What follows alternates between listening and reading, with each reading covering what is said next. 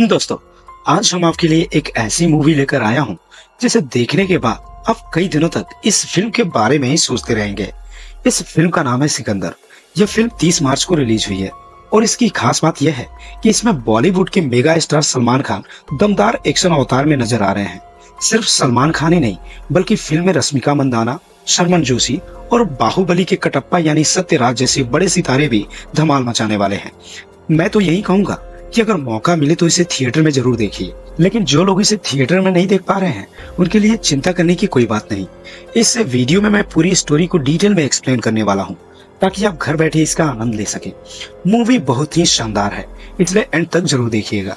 अगर पसंद आए तो वीडियो को लाइक और चैनल को सब्सक्राइब करना मत भूलिएगा, क्योंकि आपके एक लाइक और सब्सक्राइब से हमें बहुत हौसला मिलता है। तो चलिए बिना देर किए इस शानदार वीडियो की शुरुआत करते हैं। फिल्म की शुरुआत होती है एक एयरप्लेन से जो मुंबई से राजकोट जा रहा होता है। एक रईस पावरफुल इंसान अर्जुन प्रतीक पाटिल जो अपने बॉडीगार्ड्स के साथ सफर कर रहा होता है। अर्जुन की नजर पड़ती है उसके बगल में बैठी एक महिला पर और उसे ऐसा महसूस होता है कि उसे उसने पहले कहीं देखा है। जब वो अपने फोन पे सर्च करता है तो उसे पता चलता है कि वो महिला पहले एडल्ट फिल्मों में काम कर चुकी थी। बस फिर क्या, अर्जुन इस महिला को अपमानित करने लगता है और बदतमीजी पे उतर जाता है और फिर एंट्री होती है हमारे हीरो सिकंदर की। ठीक उसी वक्त इसी फ्लाइट में मौजूद होते हैं संजय राजकोट यानी सलमान खान। जब संजय देखता है कि अर्जुन इस महिला को परेशान कर रहा है तो वह सीधे अर्जुन के पास पहुंचता है और उसे बिना किसी चेतावनी की उसे कुटाई कर देता है। अर्जुन के बॉडीगार्ड्स उसे बचाने आते हैं, लेकिन सिकंदर यानी राजकोट अकेले ही सभी को धूल चटा देता है।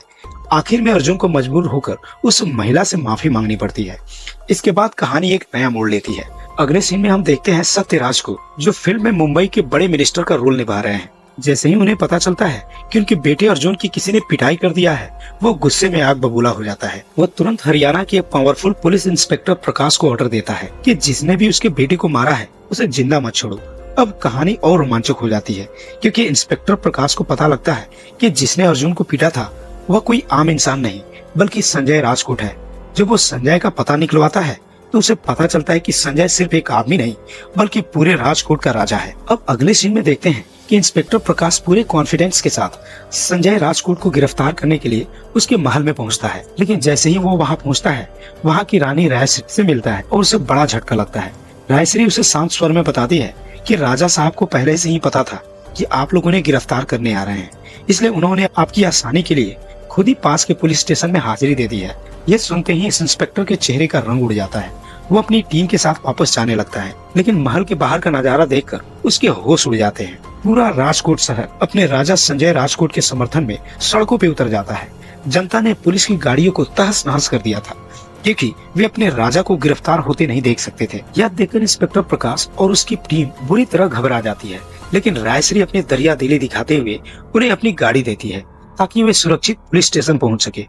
जब इंस्पेक्टर प्रकाश पुलिस स्टेशन पहुंचता है तो वहाँ पहले से ही संजय राजकोट मुस्कुराते हुए बैठा होता है और यही नहीं, वहाँ उनके सीनियर अफसर भी मौजूद होते हैं। वे प्रकाश को समझाते हैं कि राजा संजय राजकोट को बिना इजाजत गिरफ्तार करने जाना बहुत बड़ी गलती थी। संजय सिर्फ एक इंसान नहीं बल्कि पूरे राजकोट का राजा है जिसे जनता भगवान की तरह पूजती। अब बिना कोई चारा देखे पुलिस इंस्पेक्टर को मजबूरन संजय को छोड़ना पड़ता है, लेकिन जाते जाते इंस्पेक्टर प्रकाश उसे धमकी देता है कि आज तो तुम्हें छोड़ रहा हूँ, लेकिन याद रखना तेरा हिसाब मैं जरूर करूंगा। संजय सिर्फ मुस्कुराता है और वहां से निकल जाता है, लेकिन कहानी में ट्विस्ट अभी बाकी है। इंस्पेक्टर प्रकाश हार मानने वालों में से नहीं था। वो जानता था कि पुलिस की पावर से संजय का कुछ नहीं बिगड़ सकता था, इसलिए वह संजय को खत्म करने के लिए एक खतरनाक प्लान बनाता। वो संजय राजकोट को मारने के लिए कई गुंडे हायर करता है और उनके पीछे छोड़ देता है, लेकिन उसे क्या पता था कि सिकंदर अपने दुश्मनों को मिटाने के लिए ही पैदा हुआ है। फिर एक दिन संजय राजकोट गाँव की एक शादी में शामिल होने गया होता है। वो अपनी इस पत्नी रायश्री, अपने भरोसेमंद साथी अमर और अपने गार्ड्स के साथ वहाँ मौजूद होता है और इसी बीच रायश्री को अचानक एक फोन कॉल आता है। फोन पर एक पुलिस ऑफिसर उसे चुपके से बताता है कि राजा साहब की जान खतरे में है।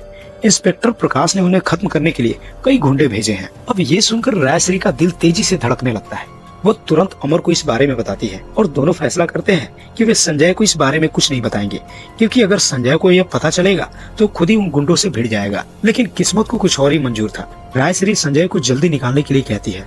संजय अपनी पत्नी को कार में बैठाकर रवाना होता है और अमर को कहता है कि वो बाकी गार्ड्स के साथ कुछ देर बाद आए।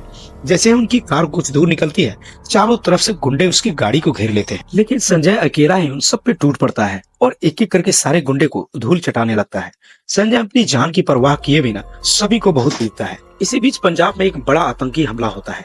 चारों तरफ धमाके होते हैं और सैकड़ों बेगुनाह लोग अपनी जान गंवा देते हैं। लेकिन इसी दौरान रायश्री एक महल में प्रेगनेंसी टेस्ट करती है और वो प्रेग्नेंट होती है। रायश्री खुशी खुशी यह खबर संजय को देने के लिए दौड़ती हुई आती है, लेकिन तभी महल के अंदर एक अनजान व्यक्ति संजय से मिलने पहुंचता है और वो जोर जोर से रो रहा होता है। तो एक दिन हमें पता चलता है कि संजय राजकोट, जो राजकोट का राजा है, उसके बाद कई बारूद की खदानें हैं। अब ये आदमी जो रो रहा है उन्हीं खदानों का मैनेजर है। संजय उनसे पूछता है, तू क्यों रो रहा है? मैनेजर बताता है कि कुछ दिन पहले कुछ लोग आए थे और उसे 50 किलो बारूद देने के लिए 2 लाख रुपए दिए थे।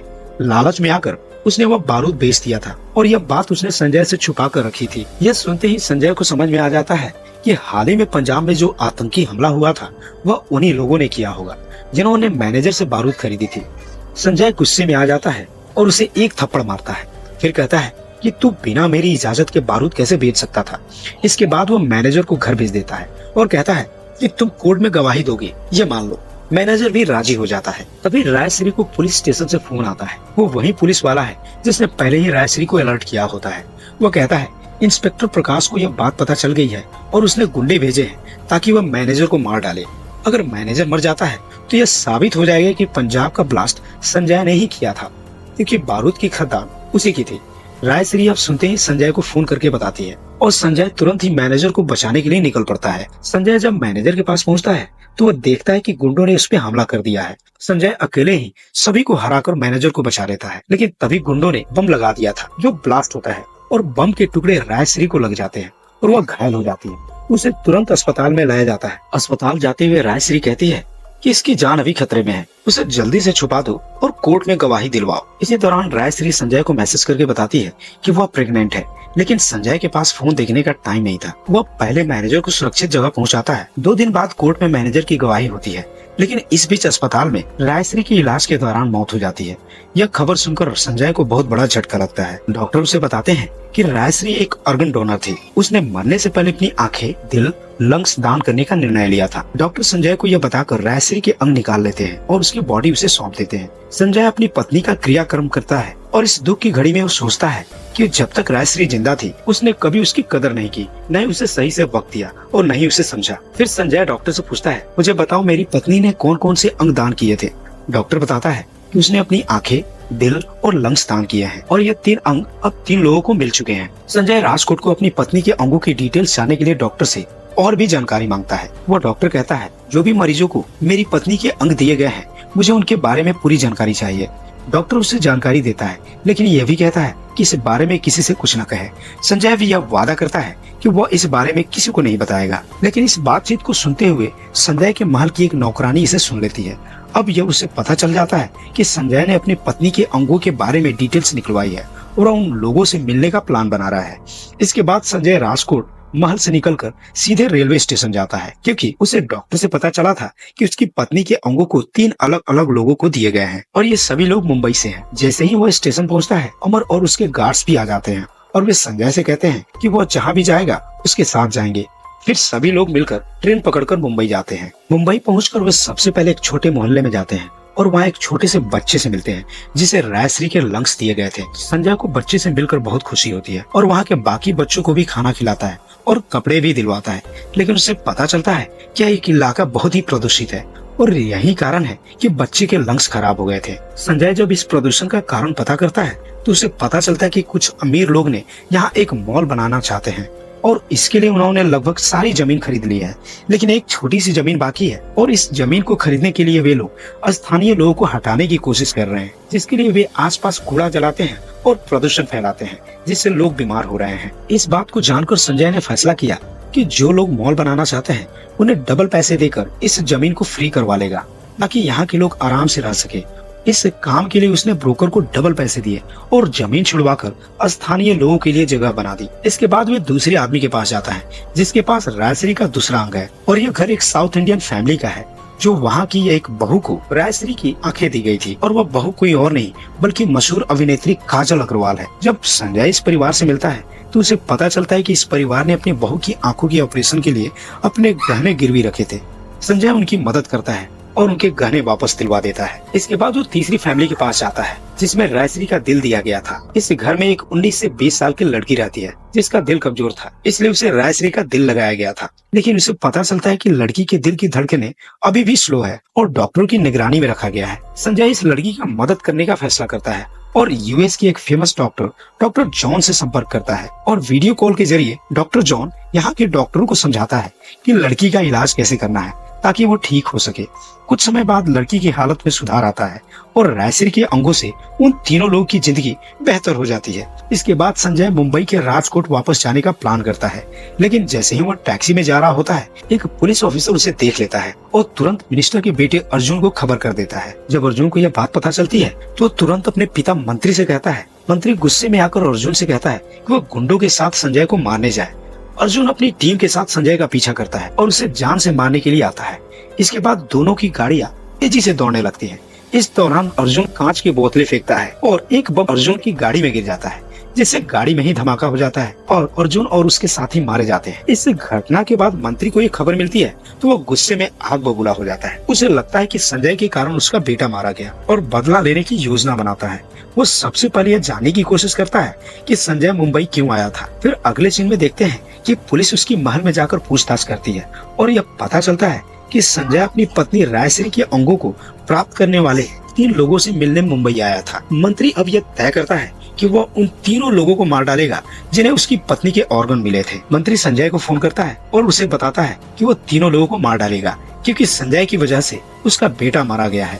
संजय मंत्री को समझाने की कोशिश करता है और कहता है कि यह एक दुर्घटना थी, लेकिन मंत्री उसकी बात नहीं सुनता। संजय गुस्से में जवाब देता है कि वह उन 3 लोगों को बचा कर रहेगा। फिर वो मुंबई वापस आता है और ये देखता है कि जिन तीनों को उसने मदद की थी उन्हें फिर से प्रॉब्लम्स आ रही है। संजय पहले उस छोटे बच्चे को हॉस्पिटल में भर्ती करवाता है जिसे रायश्री के लंग्स मिले थे और उसका इलाज करवाता है। इस बीच मंत्री ने अपने गुंडे को भेजा है उन तीनों को मारने के लिए, लेकिन जब वो गुंडे बच्चों तक पहुंचने की कोशिश करते हैं तो वो किसी तरह बच जाते हैं। संजय उन तीनों को और उनके परिवारों को उसी हॉस्पिटल में बुला लेता है जहाँ वो बच्चे का इलाज करवा रहा होता है। जब मंत्री को पता चलता है तो वह और अधिक गुंडों को हॉस्पिटल भेजता है, लेकिन संजय अपनी पूरी टीम के साथ इन गुंडों से मुकाबला करता है और उनकी धुनाई कर देता है। इसी दौरान मंत्री ने डॉक्टर जॉन को मुंबई में आने से रोक लिया था, लेकिन संजय इंडियन प्राइम मिनिस्टर से कांटेक्ट करता है और डॉक्टर जॉन को एयरपोर्ट से बाहर निकालकर हॉस्पिटल लाता है। डॉक्टर जॉन बच्चे का इलाज कर देता है और बच्चे की हालत ठीक हो जाती है। अब संजय को ये समझ में आता है कि अगर उसे इस दुश्मनी को खत्म करना है और इन 3 लोगों की जान बचानी है तो उसे मंत्री को रास्ते से हटाना होगा। इसलिए संजय मंत्री के घर जाता है और उसके गार्ड्स को पीटता है और मंत्री को भी मार डालता है। अब संजय के दुश्मन का खात्मा होने के बाद उसकी दुश्मनी भी खत्म हो जाती है। लेकिन जब संजय 3 लोगों को मिलने के बाद हॉस्पिटल आता है तो इंस्पेक्टर प्रकाश उसके पुलिसकर्मी उसे अरेस्ट करने आते हैं। संजय पर मर्डर का आरोप होता है और हॉस्पिटल में हुई हिंसा के लिए भी उसे दोषी ठहराया जाता है। लेकिन जैसे ही इंस्पेक्टर उसे अरेस्ट करके ले जा रहा होता है कुछ अन्य पुलिस वाले आते हैं और बताते हैं कि कोर्ट के आदेश के अनुसार संजय को छोड़ दिया गया है और वे अरेस्ट नहीं कर सकते और संजय को कोर्ट में आरोपों का सामना करने के लिए कहा जाता है। और इस तरह इस कहानी का होता है दी एंड। तो दोस्तों यह कहानी हमें सिखाती है कि जीवन में जब अच्छाई और साहस से आगे बढ़ते हैं तो किसी भी मुश्किलों को पार किया जा सकता है। सच्चाई का रास्ता कठिन जरूर होता है, लेकिन अगर अपनी नीयत नेक हो तो हमें कभी हार नहीं होती। हमें हमेशा दूसरों की मदद करनी चाहिए क्योंकि यही हमें एक बेहतर इंसान बनाता है। जीवन में हर कदम पे दूसरों के लिए खड़ा होना ही हमारी सच्ची जीत होती है। तो दोस्तों उम्मीद करता हूँ आपको यह मूवी पसंद आई होगी। अगर पसंद आई हो तो प्लीज हमें कमेंट करके बताएं और इस वीडियो को लाइक करके अपने दोस्तों के साथ शेयर करना ना भूलें। और अगर नए हो तो इस चैनल को सब्सक्राइब करके नोटिफिकेशन बेल दबा दीजिए। हम फिर मिलेंगे एक और शानदार कहानी के साथ। तब तक अपना और अपनों का ख्याल रखिए एंड थैंक्स फॉर वॉचिंग।